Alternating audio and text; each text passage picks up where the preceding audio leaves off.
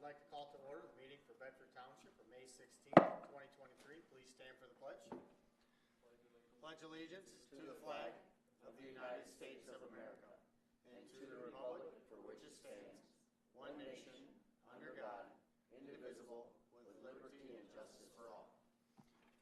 Okay, at this time, if Pastor Dusty Reed with compelled church could open us up in prayer.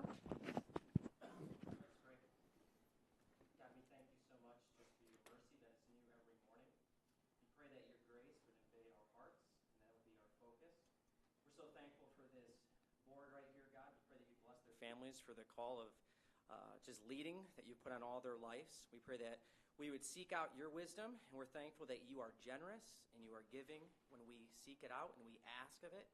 And so we just pray that we would trust you above all else and that you'd bless our township. We pray this in your holy and precious name. Amen. Amen. Thank you. Okay, item 2 is approval of the agenda. Make a motion to approve tonight's agenda. Okay, motion and supported by Mr. Bruning. Any discussion? Okay, could you call the roll, please? Mr. Gore? Aye. Mr. Bruning? Aye. Mr. Montroy? Aye. Mr. Steiner? Aye. Ms. Janasek? Aye. Hirschberger votes aye. Mr. Peroni? Aye, the motion passed 7-0. Item 3 is the consent agenda. The consent agenda committee recommends to approve and place on file the minutes from the May 2nd, 2023 regular meeting of the Bedford Township Board. B, general, savings, pooled funds, and CD reports from the treasurer for April 2023. C, balance sheet and revenue expense report for the period ending April 30th, 2023. Motion to approve the consent agenda is submitted. Support. Okay, motion is supported by Ms. Janaszek. Any discussion? Okay, just call the roll. Mr. Steiner? Aye. Ms. Janasek? Aye. Mr. Montroy? Aye. Mr. Gore? Aye. Mr. Bruning? Aye. Hirschberger votes aye. Mr. Peroni? Aye, the motion passed 7-0. Under presentations, we have the Monroe County Sheriff Department's update. Lieutenant Dave Raymond, appreciate you being here. Good evening. It appears that the PDF didn't come across, or they weren't able to get it on the website, but I just have some stats for the board and everybody else. As far as the calls for service for the township, fairly low, especially on the overall criminal matters. Breaking and enterings, we had a low of only 3 last month. And as I get to the next report, you'll show that only 2 reports were taken, indicating that only 2 were actually breaking and enterings. We handled 10 larcenies within the township. The deputies conducted 121 property checks throughout different residences and businesses in the township, and conducted 201 traffic stops. As far as reports handled, deputies handled 17 assaults. And then, as I said earlier, only 2 breaking and entering reports on top of the just 3 complaints that we took. Total arrests handled by deputies in the township are 16, with the majority of those being warrant arrests for fail to appear or criminal contempt. And then there were 4 different incidences of contract deputies leaving the township. One, he handled an out-of-contract complaint. However, it wasn't, the deputy never left the township. It was a walk-in complaint here at the substation. And 2 others, which totaled 2 hours in time total, they were the closest calls, or closest cars to back up other units on out-of-contract time. So we're very pleased with the low amount of hours and the number of calls of the deputies that left the township. Okay. Any comments, questions? Mr. Montroy? Can you speak to the property checks? Like, is that I don't want to put you on the spot on it, but just those aren't called in. Can you talk about like an average? What are the property checks? Those are going to be an officer-initiated property check, whether they're days or midnights officers. Some property owners will let us know, hey, we're going to be out of town for these 2 weeks. Can you please stop by? Okay. Our deputies will stop by on their own throughout their shift, leave a property check card indicating who they were, about what time they stopped by, just to let the property owners know that we're here, we checked out your place, make sure everything was locked up today. That's commercial and residential? Correct. Okay, cool. They'd stop by my shop, Craig. Like, I'll show up in the morning, there'll be a card stuck in the door. They were through there. Okay, cool. Okay. Appreciate you being here. You bet. Thank you. Thank you. Okay, next we have 4B, Fire Department Annual Report. Chief, appreciate you being here.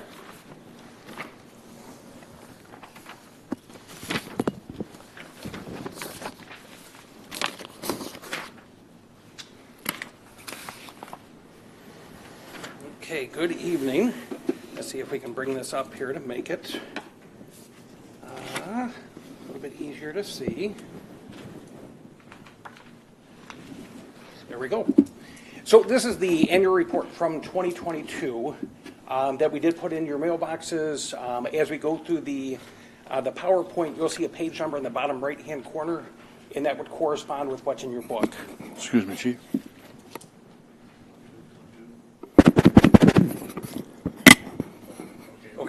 Okay, that works. And again, if you have any questions, feel free to stop me if there's anything that we can talk about.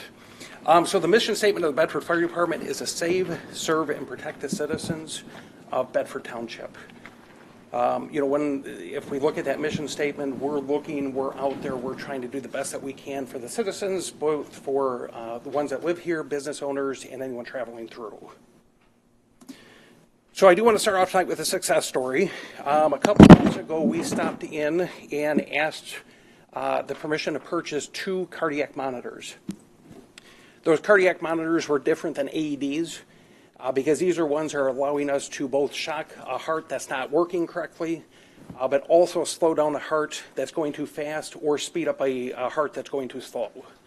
So it does a lot more things than what an AED would do. We did have recently where we went to somebody's home for a lift assist. When we got to that house, our crews kind of realized something just wasn't right with this person, and they did start to do a full assessment on them. With lift assist, a lot of times it's kind of picking them up, putting them back into a chair, into bed, and then kind of being on your way. So our crews recognized something was not right. They started doing a full assessment. That started working. They started doing a full assessment, hooked that cardiac monitor up to this patient, and realized that their heart was doing something that was not life-sustaining. So they were able to, unlike what an AED would do, where you would have to be, somebody would have to be pulseless for it to work. They were able to hook up this cardiac monitor and deliver a shock to that heart to put it back into a survivable rhythm. So it's these things, the department does spend a lot of money. A lot of it obviously is in the medical field, but it's stories like this that kind of make it worthwhile. So, and we're providing ALS service to the home, where otherwise we would have had to call for an ambulance and wait for an ambulance. The outcome may not have been as good. So I just wanted to kind of share that real quick as we start going. In 2022, we had 3,967 calls for service. That is an 8% increase from 2021, and in 2020 was a 20% increase. Again, between 2020 and 2021, that was kind of an unusual year. So that sudden jump was probably due to more things going on socially at the time. So we do see an 8% increase from 21 to 22. If we think of that number conservatively, we are going to look for an increase in 2023 at 3%. A conservative number would put us over 4,000. Reason I say that is, right now we're doing quite a bit of work. We've got our crews very busy. They're doing a great job out there. But as we start to grow, as we start to get busier, we are going to look at having to increase services and increase people. This one is going to be hard to see. It is on page 9 of your book. So if you look at this, a majority of our calls are EMS runs, which is 73%. You'll also see a good intent and a service call. So those will also be part of those lift assists. And anytime we generally go to somebody's home if they need something, medically done. So I do kind of include those into the medical calls, which would put our medical calls up more towards the 80 percentile. But at the time, we are not including, lift assist is not an emergency, so it's not actually in that EMS number. Followed closely by, if you look at, we do have 4% false alarms, and we do have 2% of fires.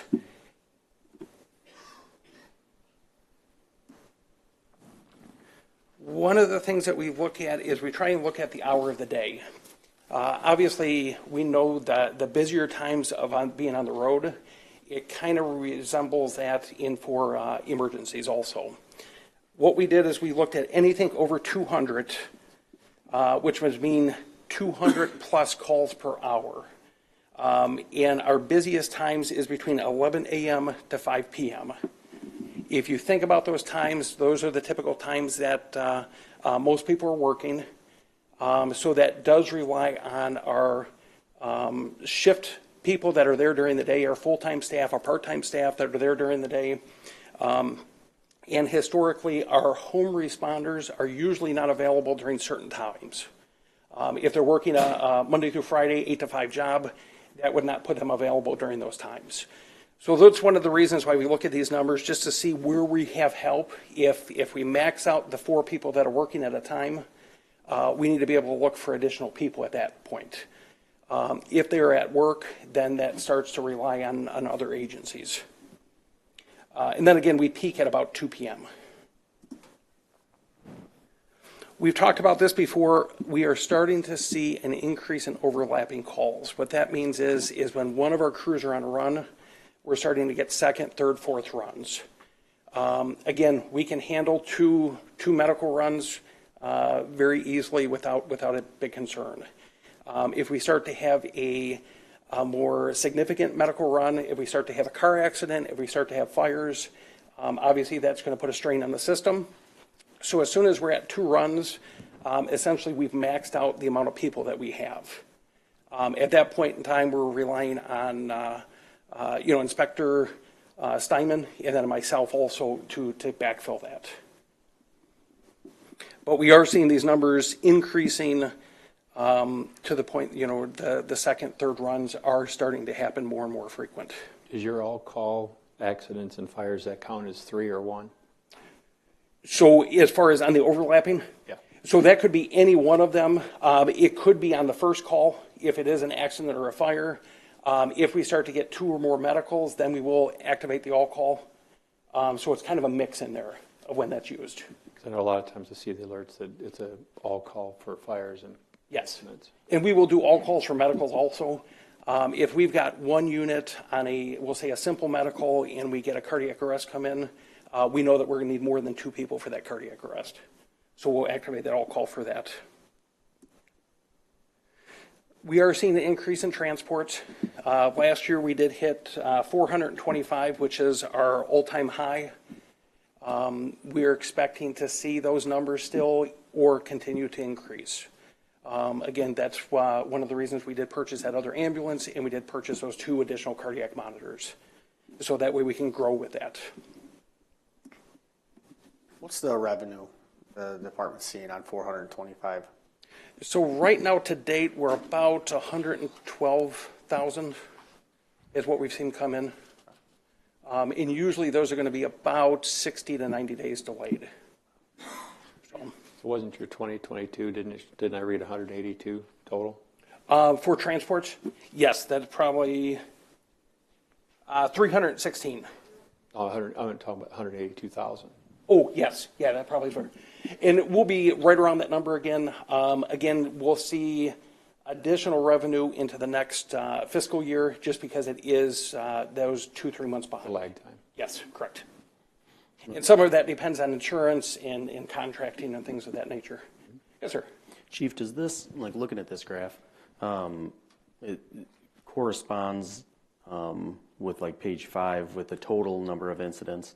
Is that all or highly due to ALS certification of why these numbers are specifically in the last, since 2017-18, why those numbers are? Correct. Like, so the calls, those calls might have been still coming in, but none of them were coming to us, and that's how much more we're picking up? So they would have still been coming in. However, we would not have transported them. More than likely, we would have waited for the ambulance to arrive. And at that point, we had a couple different options. We wait for an ambulance, which could have been out of Monroe, or we do a rendezvous with Toledo. Okay. So, but yes, that would be an increase is because of the ALS services. The reason I ask that is I'm curious if that's going to maybe within the next 5 years? Not, I'm sure it won't plateau, but will it probably level off to a certain extent, or do you expect that to continue to rise in about that same level annually? So I would expect it to continue to increase. Okay. Yes. Partly aging population too. Correct. So aging population, increased population, yes. So I think that will continue to increase. Okay. From our stations, Station 3 is historically the busiest, then goes Station 2, and then Station 1. And if you look at a heat map on that, the black crosses are where we have stations. So it gives you a good idea of where our runs are by numbers throughout the township. On the PowerPoint, on the right-hand side, you do see a normal map of the township just to kind of give a reference point, and on the left side does give that heat map of where the majority of our runs are. Right now, our stations are placed very, very good to service the area. As we start to see an increase in population, the next logical step for growth over the next 10 years is probably north. So at that point, we'll have to continue watching that and, have to readjust accordingly.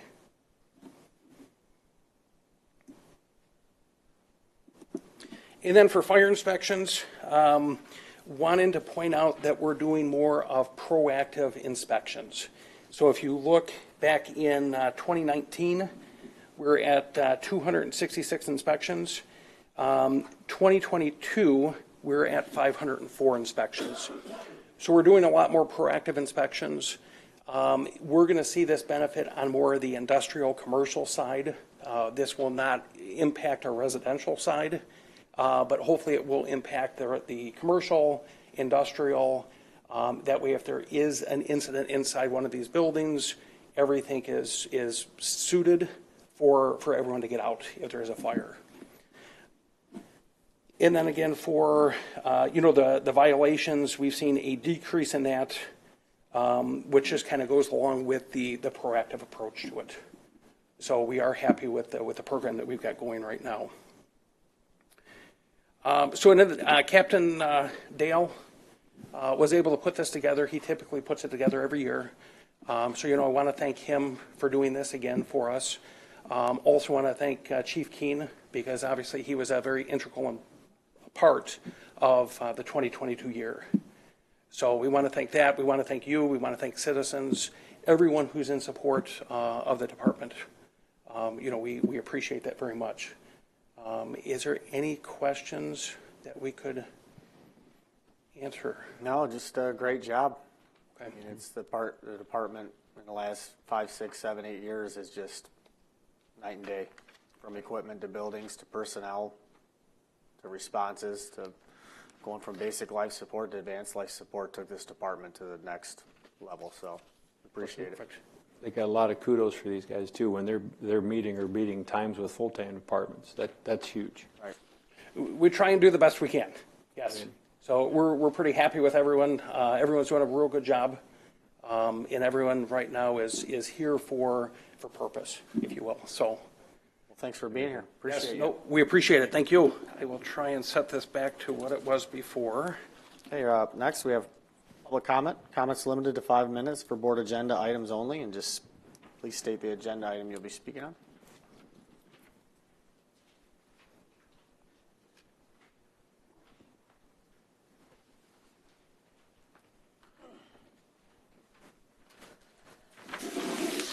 Gail Kane, 1056 West Temperance.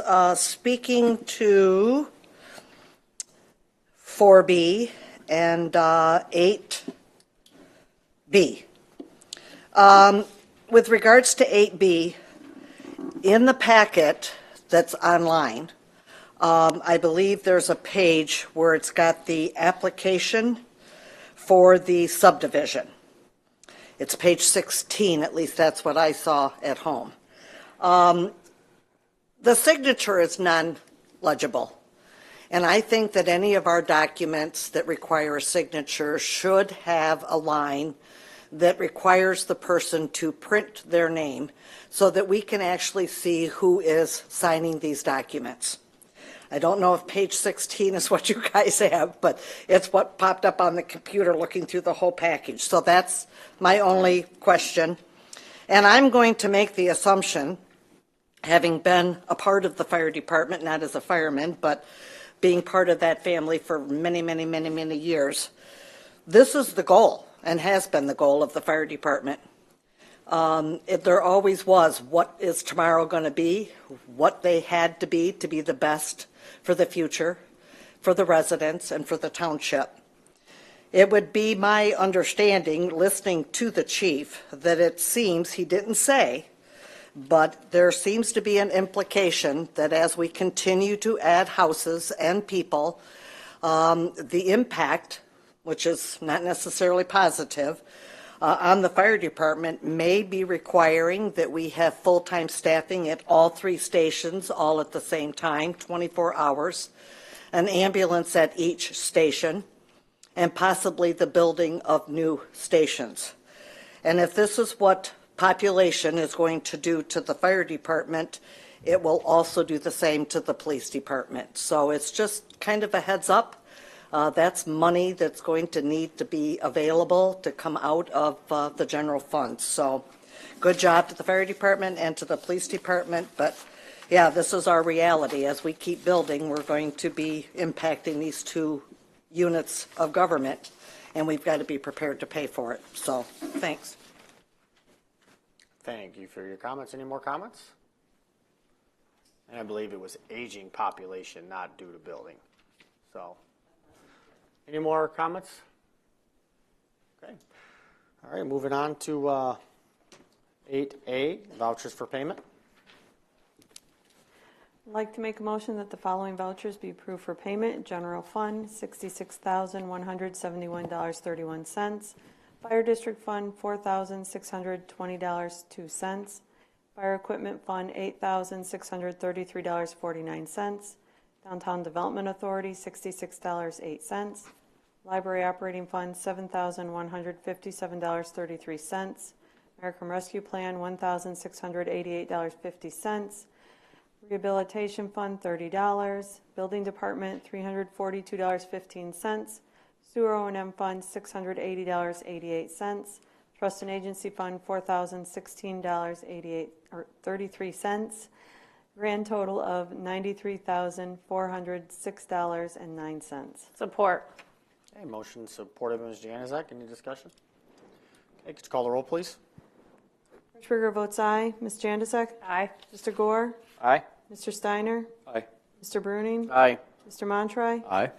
Mr. Prony? Aye, the motion passed 7-0. Item 8B, request for final preliminary plat approval for Prairie Woods subdivision for plat 5 and 6. Mr. Steiner? I was not at this specific meeting, but going through the notes and everything with planning that Ms. Rector has provided, it's pretty straightforward. With the group that did vote on this, the biggest thing, obviously, like always, is continuing to follow all the recommendations and requirements from all the governing agencies.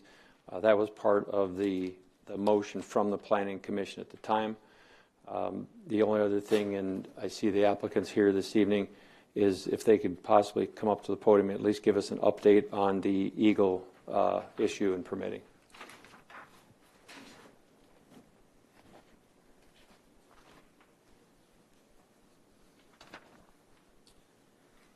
Yes, Brad Greeley, 1832 Apple Creek Drive, Temperance, Michigan.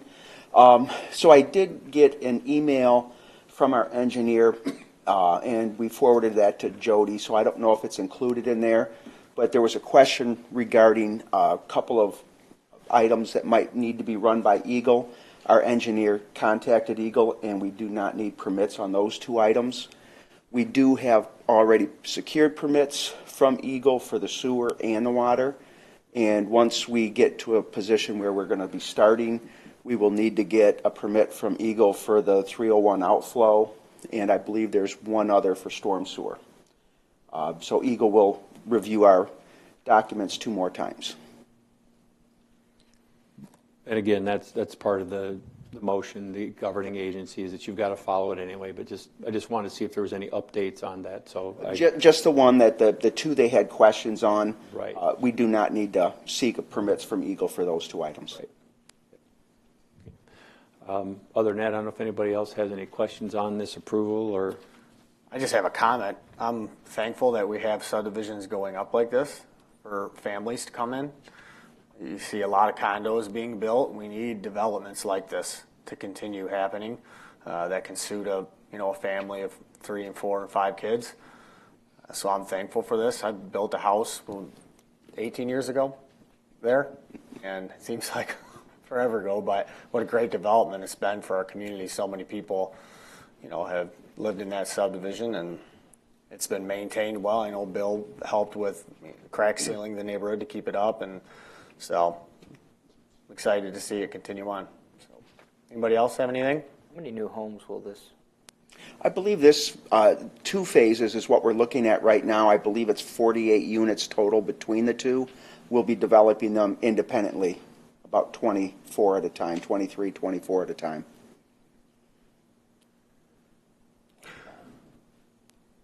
This has 21 and 24, so Okay. close in that range, so 45. Any more comments, questions? Okay, I look for a motion. I'll make a motion to approve the request for Prairie Woods Plats 5 and 6 final preliminary plat approval based on the recommendation from the Township Planning Commission that this proceed forward, that all governing agencies and documentation requirements have been met, and also any required updates from Eagle as they come forward, as the applicant has stated this evening. Support. Okay, motion is supported by Bruning. Any more discussion? Okay, could you call the roll, please? Mr. Steiner? Aye. Mr. Bruning? Aye. Mr. Montroy? Aye. Mr. Gore? Aye. Ms. Janusik? Aye. Trigger votes aye. Mr. Peroni? Aye, and the motion passed 7-0. Thank you, guys. Appreciate it. Okay, item 8C, replacement of a scooter at the Bedford Library. Anybody have any comments or questions? This is an item that'll be coming out of General fund. General Fund miscellaneous at large. No, it says that to be coming out of general fund. Why is it coming out of the general fund and not out of their millage? It was brought up and then taken to the attorneys, and this isn't something that qualifies to come out of the millage. But it's something that most of us believe they need, because theirs is not operational right now, so it needs upgraded. And so it's being brought to the board to come out of general fund. Just doesn't categorically fall under the millage. Is this simple? Correct. It's not, the ballot proposal language controls on that, so you are correct. Okay. Or is this something obligated under ADA or no? Or is this something extra? From my understanding, it's used a lot, and it would be ADA compliant if they were ever looked at. I think Joe meant was it a requirement, but I don't believe it could be a requirement. No. I do have one question here. I see Jody's in the audience. I think it's hard to tell from pictures, but I think I know the answer. So you're recommending the Rev 2.0 for $1,914. There's this one quote in here that's higher than that, and then there's another one that's $1,524. Any reason why we would go with the one that's 500 more? I think I'd tell the answer, but I won't let you answer that. Thank you. Yeah, so the Library Advisory Board did look at that and initially thought they wanted to go with the one with the lower price. But then we looked at a couple of the options on that, and the first thing is that there's a higher weight limit on the Rev 2.0, so it will allow people to use it up to 400 pounds. The other one is only 275. And then it also has a longer battery life. So, and I mean, we're in the habit of charging. The one that we have, we normally had plugged in once a week to charge, and that had been adequate. So I don't know how impactful that is, but it's always beneficial to have a battery that lasts longer in the first place. I mean, obviously I read through, the basic information, and I saw some of that, and then it's hard to tell from a picture, but the one you're selecting actually looks sturdier than the $1,500 one as well. It, Obviously, if it holds more weight, 125 pounds it would, more, it's got you would assume it would have to be sturdier if it holds 125 pounds is pretty significant. The Revo 2.0 also has free delivery was another one of the options. So the first one doesn't have free delivery, and I don't know if that was included in that price that's listed there or not. I guess I don't know that for sure. Do you allow the scooter to be used outside of the building? We do not. It is only used inside the building. We keep it plugged in like right next to where the circulation desk is. Although now that we have that staffed desk right out in the lobby, we might keep it out there. I mean, the number one thing that I hear from people who are mobility challenged in our community in general is the library is large and Kroger is large, and we need ways to help us get around those two buildings. So that this is one of the things that we had one of these before. It actually quit working before the pandemic. We took it to the place up on Temperance Road to try to get it fixed, and they couldn't do anything for us. So we've just been without one probably since 2019. I'm not positive about that, but it could have been early 2020 when we were trying to get that one fixed. So. Okay. All right, I look for a motion.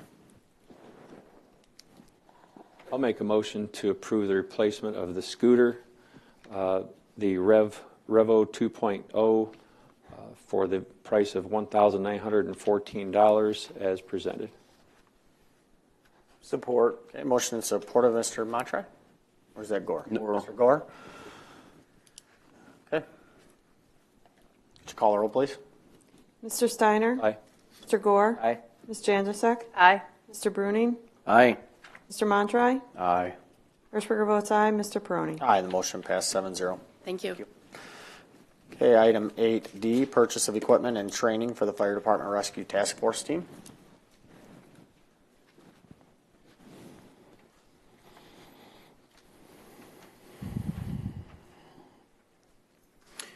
So I had sent some information out probably 2 weeks ago or so, just with some videos and some articles of what this team is.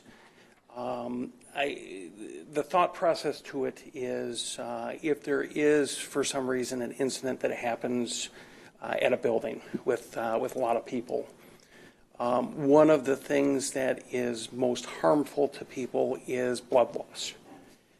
So what is being trained and what is being done at this point is if you do have a hostile event, the local law enforcement, in this place sheriff's office, would go in and start to clear areas of a building. What a rescue task force is, if you think of it kind of as a safe zone, a neutral zone, or an unsafe zone, what this is that rescue task force will now go into that neutral zone, where there is still a hazard. However, it's not directly confronting a hazard. What this does is allow to get medical people on scene, where we can start applying tourniquets, we can start applying, taking care of bandaging, taking care of airways. Typically, when you think of this, it is, if you watch the news, it typically is a school, is what we're looking at. However, it could be any type of building with a lot of people. So, you also think of churches, stores, anything where there could be large amounts of people. Right now, we do have 2 sets with the equipment. However, we know kind of as we see a trend, as we see as you break apart some of these incidents, we know that 2 teams is not going to be enough. Ideally, we want to try and get people to somebody injured very quickly. That way we can start applying those tourniquets and we can start getting those airways. So right now I'm looking for 6 additional sets of what this would be is, if you will, ballistic protection. It would be one set would consist of a vest, ballistic protection, and then also a helmet, which would allow our people now can enter into those neutral zones, if you will, warm zones is what we call them. So we can start treating patients. Ideally, this will sit and collect dust, and we will use it for training every few months, and that is about it. But if for some reason something were to happen, we would have it on hand, ready to respond where needed. So you do have 3 different quotes in front of you. One of the things I did not want to do is just go to the internet and start typing in information and getting quotes from there. If you go to the internet right now, type in what we're looking for, you can probably find 6, 8, 12 different distributors, and you can order online with no problem. What we wanted to do is actually talk to somebody. So what we did is we looked for anyone local first, which did bring us to 22B. That was actually referenced to a local dealer that they use. And then the other one, which is Traffic Stop, is a uniform sales shop down in Bowling Green. We did contact other uniform shops. However, they do not deal in this type of equipment. They're dealing with more of the under uniform protection, where this is more the outer uniform or the heavy duty protection. Chief, how many other communities have this equipment? So it is becoming it's becoming more and more common. Right now, to my knowledge, we are the only one in the South County area. But we are also, there is a county push for this right now. We are starting to train with the Sheriff's Office in JLI about getting this equipment out, getting it used, and getting the teams working together, both with Fire Department and for the Sheriff's Office. And that's what my question was going to be, is if this is now becoming the industry norm or standard. It is, yes. A lot of agencies are actually outfitting individual, so each person will have their own equipment. The downside that we see to that is you now have to carry that equipment with you. If you're going from an engine to an ambulance, this would be assigned to the vehicle. So no matter what vehicle you're on, you do have the equipment. Of course, you know, with Bedford Township's close proximity to the state line, is there any mutual aid agreement with TFD? Are they going to something like this? Because there's some, within a mile of the state line, there's a couple larger areas. Yeah, so we do have a mutual aid agreement with Toledo Fire that we will respond on both sides to whatever had happened. We've not specifically discussed the rescue task force, but it would be something that Lucas County agencies would be brought up if we needed to. Yes. So right now, if you look at the different quotes, there is a national standard, if you will, when it comes to this type protection. So the different quotes that we have, you'll see some of it is for the vest, the ballistic protection, the helmets, and then also we're looking for travel cases for them. That way they're not just thrown and getting any type of contaminants on them. If you look at the different quotes, you'll see a wide range of products and different pricing. I think we would be better off at this point is to kind of break it down, look at the different companies, look at the different products that they have. So essentially, we may not be purchasing everything from one of these vendors. So the ask at this point would be if we could approve, in just going with the middle quote, if we could approve, up to 8,500 or so for the purchase of this equipment. So you say they're not fitted per individual? Correct. So these are going to be more universal. The person will put it on, and they'll be sized. They'll size it at the time. Okay. Yes. So if somebody leaves, another person can utilize it. Correct. And these will be assigned to the vehicle themselves. Okay. So it won't be actually issued to the person. We did look at doing that. However, the problem is that cost is going to be significant. And again, you don't want it if you're in an ambulance and all of a sudden your equipment's back at the station. It doesn't do any good for us. Okay. So.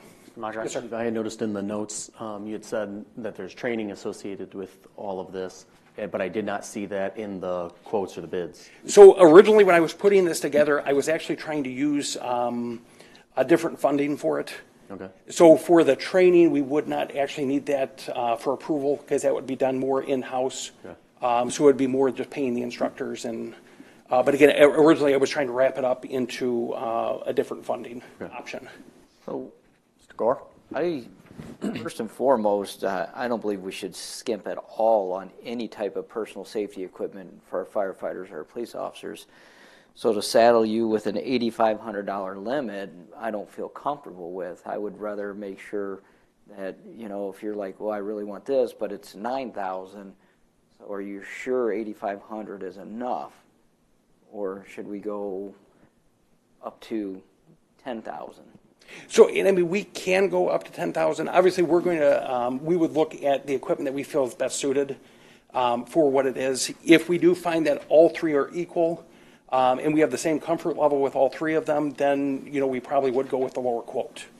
But if we do find that maybe there is some, you know, strapping, sewing, you know, things of that the vest is made of, then we would want to probably go to a better grade. Correct, and that's what I want to make sure is that we're not going to skimp on any safety equipment whatsoever. So, yeah, I mean, if we wanted to do a $10,000 limit, and that would give a little bit of latitude, then if we do see something, again, that was a reason for going with local companies, so we can kind of look at stuff and be able to tell what we're getting. Is this built into budget? So we don't have, this is not a line item that we have, obviously, but we would be using it from an equipment budget, yes. So we do have the funds available for it. And you have the leeway within this fiscal? Yes, yep. Okay, look for a motion. Oh, you had a question? Okay. So you mentioned 3 quotes, but 2 of them are actually from the same company. So Correct. which one are you actually looking at, the 89, the 92? So the one from the same company is Armor Express, which is the brand that we currently have. That's why we quoted that one. What we also had them do is quote a comparable product from a company, and that was where they came back with U.S. Armor. So what we would do is, at this point, once we have approval, we'd go back and start talking to the vendors just to make sure that, you know, we're comparing the same equipment.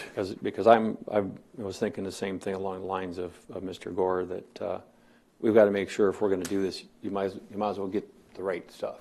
Yes. And obviously, when you go check, you might see something you thought was the right one, and maybe the other one is the right one when you get there. So I don't have a problem with your suggestion, Joe. I'll make a motion. Go ahead. Everybody's ready? So I'll go ahead and make a motion that we allot the Bedford Township Fire Department $10,000, up to $10,000 for the purchase of additional personal protection and medical equipment to be used for the rescue task force teams to provide medical care during a hostile event. Second. Do we have support? Support? I Already thought did. someone seconded, yeah. Oh, okay. I didn't hear. I didn't hear the support either. Okay, so we have a support from Mr. Steiner. Any more discussion? Okay, could you call the roll, please? Mr. Gore? Aye. Mr. Steiner? Aye. Mr. Bruning? Aye. Mr. Montry? Aye. Ms. Jandisek? Aye. Hirschberger votes aye. Mr. Peroni? Aye. Motion passed 7-0. Thank you. Thank you, Chief. Appreciate your forward thinking. I don't want to wait till the situation and wish we'd have had this stuff, so good job. You hope, yeah, exactly. Okay, number 9, comments from the public. Comments limited to 2 minutes.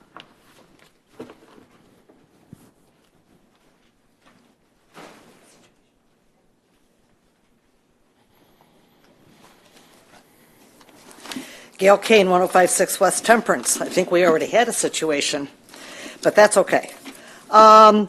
What I wanted to speak to was, at the last meeting, there was a comment made to the people that were wanting to put up a fence in the industrial park. And I thought I knew the answer, but I wanted to double check myself, and indeed I did find out that it's true, that neither planning or the board can force anybody to buy local. That's a good thing. Everybody should have a choice. We have, some of our companies are limited. I mean, if you want a fence, how many fence companies do we have? So to me, it's offensive to have this board placing those demands, making it sound like they have a right to place the demand when actually we cannot do that. When you start doing that, you're running a risk that we're enabling and pushing for a business to get business from another new business, which would be enabling a political payback program. And that's not acceptable. At least it should not be. So I just wanted to clear that up. I don't know if everybody in the public is aware of that, but we can't demand that of our companies coming in, or for any other project that's taking place, that they have to buy local. They have a right to go and shop, just like the rest of you, wherever they doggone well want to. That's it. Thank you. Okay, thank you so much for clearing that up. Any more comments from the public? Bill Decker Jr., 2798 Bendigo Lane. First, I want to thank you for your approval tonight. The nation is 6.5 million homes short. It will far surpass my age and my career. So Bedford is a good place. That's why you see the values increasing on each and every one of your homes, you know, from a very strong amount. So we do have a couple hundred acres here, so we're going to bring some creative plans. I think we're forced to do creative things to the market niche, as you mentioned. We've done a lot of the 55 and older, and that's just where the market's at. You know what I mean? That was what dictated, and we just follow it. You know what I mean? Where we can gamble so much, but we want to pretty much make the customer happy and make a profit. That's what we're trying to do as well. So appreciate your guys' approval, and look forward to bringing a few more creative things we're going to show you that we haven't done, and I don't think we've seen, so we're going to bring something in here. So maybe it'll get shot down, maybe it'll get approved. So thank you. Appreciate it. Okay, any more comments? Josh Niederkor, 7948 Wiseman Road, Lambertville.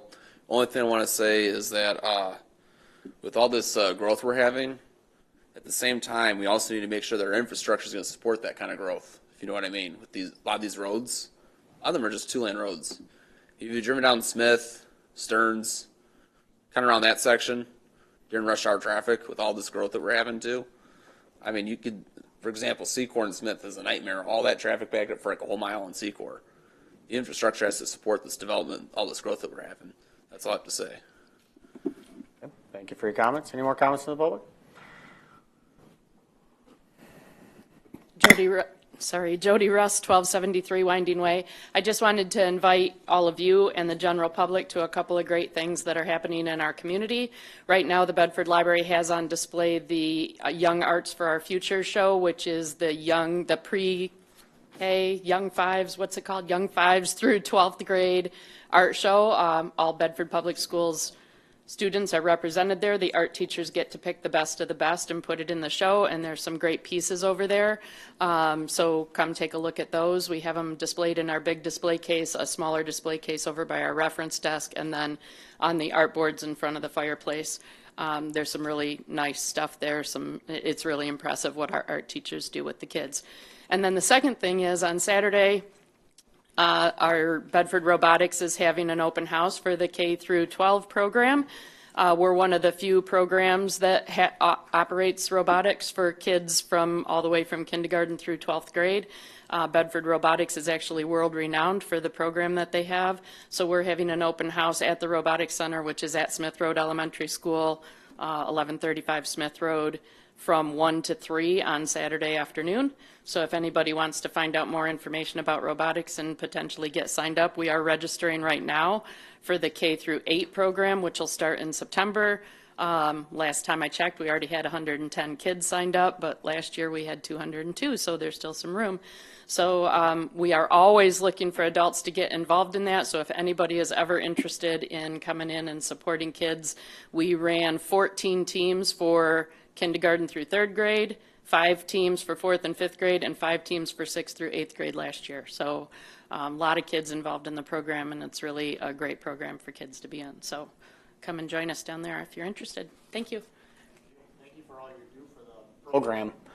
She puts a lot of time and effort in all the programs outside of her job, so we appreciate it. Okay. Any more comments? Okay, Mr. Steiner.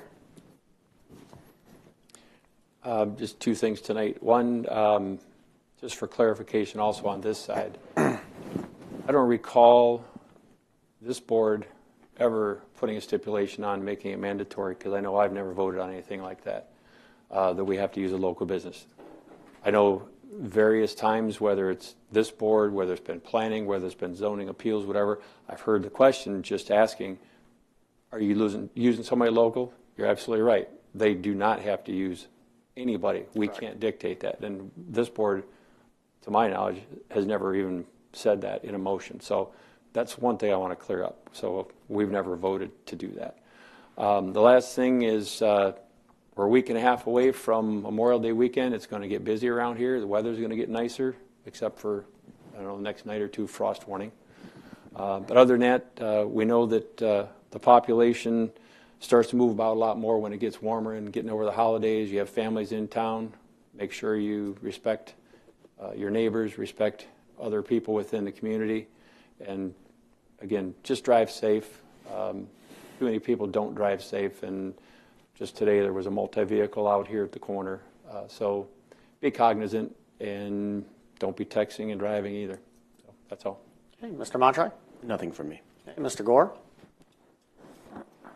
Nope, just everybody have a good, safe weekend. See you in a couple weeks. Mr. Bruni? Same thing. Everyone have a good Memorial weekend. This is the last week of school for the Bedford seniors, so they're almost done, winding down. Everyone have a good night. Okay, Jan is there? Have a good night, everyone. Have a good night and a good weekend, and congratulations to all of the seniors that will be graduating this year. Okay, Ms. Hirschberger? Just want to remind everyone that Monday, May 29th, is Memorial Day, and this office will be closed. Okay. A few things. It's National Police Week, so I want to thank all the sheriffs and Michigan State Police.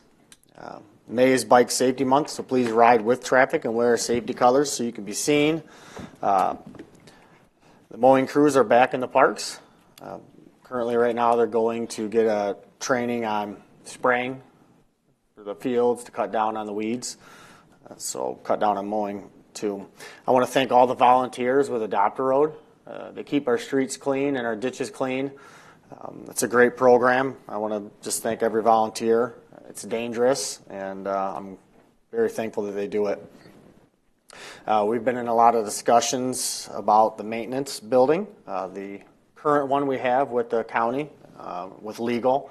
We're working towards a resolution to bring to the board, so look for that in the next couple of weeks. I'm not sure if you've checked the census, but we're not really growing. It's kind of just a steady little bit. Look at the next 10 years, it's maybe 1,000 people.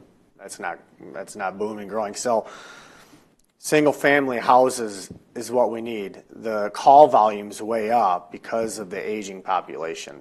If you look at the single-family homes, that's not where the red is. So, you know, as our population ages, that's where you'll see it. I agree with Mr. Steiner. This board has never put demands in place. And it's really important for individuals that come up to the microphone, you have to be honest and be clear with your comments. It's very important. Otherwise, your words go on deaf ears after a while. So it's important to just speak the truth with what's happening. This board's never put demands in place. It's a great thing to ask a business or an individual or a company to say, hey, don't forget about local. Support them. You know, I mean, it's an opportunity to remind them. But so other than that, it's been a great week, a lot going on. The roundabout discussion has been continuing to happen with the road commission to bring back to this board. I'm hoping we have an agenda item here in the next month with nothing over 175. So hopefully we can get that worked out. The widening project of Secor Road is continuing to be discussed. Lots happening in the DDA. So I think we're getting roughly $1,000 a year into that fund. So it's a lot of money and a lot of positive things happening. So nobody else have any comments or questions? Okay, motion to adjourn? Motion to adjourn. Adjourned.